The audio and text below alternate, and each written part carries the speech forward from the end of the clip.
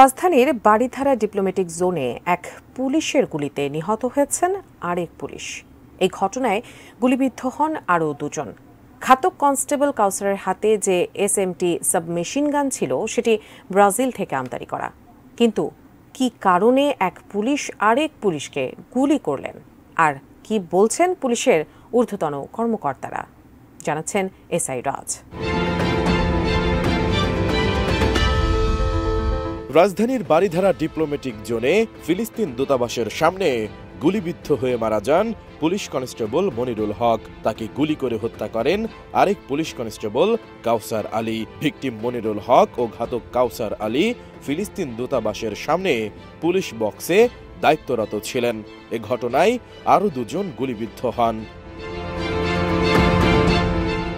পরে নিহতর বড় ভাই বাদী হয়ে ঘাতক কনস্টেবল কাউসার আলীকে আসামি করে হত্যা মামলা দায়ের করেন। আদালত অভিযুক্ত কাউসারের 7 দিনের রিমান্ড মঞ্জুর করেছেন। তবে ঠিক কী কারণে কনস্টেবল মনিরুলকে হত্যা করলেন কনস্টেবল কাউসার?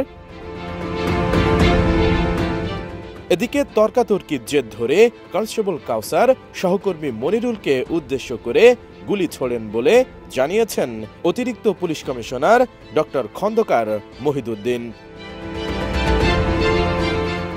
রোববার দুপুরে ডিএমপির সদর দফতরে সাংবাদিকদের প্রশ্নের জবাবে তিনি কথা বলেন।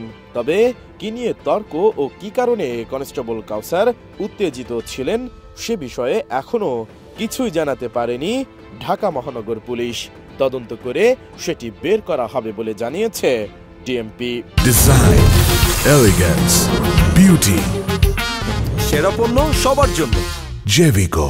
ডক্টর খন্দকার মহিদুদ্দিন বলেন, 2 পুলিশ সদস্যদের মধ্যে বিরোধ ছিল এমন কোনো তথ্য আমাদের কাছে নেই।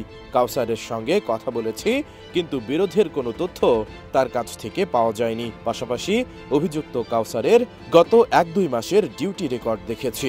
রেকর্ডে কাউসার যথাযথভাবেই ডিউটি করেছেন। তাদের মধ্যে কোনো বিরোধ ছিল এরকমের কোনো তথ্য আমাদের কাছে নেই। উত্তেজনার মুখোমুখি জীবনে কেনা হয়েছে কম বেশি, কিন্তু এই ধরনের নির্মমতা তো হওয়া উচিত না। এবং সে কারণে আমরা মনে করি যে এটা তদন্ত করলে হয়তো আমরা বের করতে পারবো যে কি কারণে তারা এত উত্তেজনা বা এই পর্যায়ে গেল। সামগ্রিকভাবে পুলিশ সদস্যদের কাউন্সেলিংয়ের উদ্যোগ নেওয়া হবে কিনা জানতে চাইলে পুলিশের এই কর্মকর্তা বলেন, প্রাতিষ্ঠানিকভাবে আমাদের কাউন্সেলিংয়ের কোনো সিস্টেম নেই। তবে নিয়মিত ব্রিফিংগুলোতে কি করা যাবে কি করা যাবে না সে সম্পর্কে বলা হয়। এটাও এক ধরনের কাউন্সেলিং।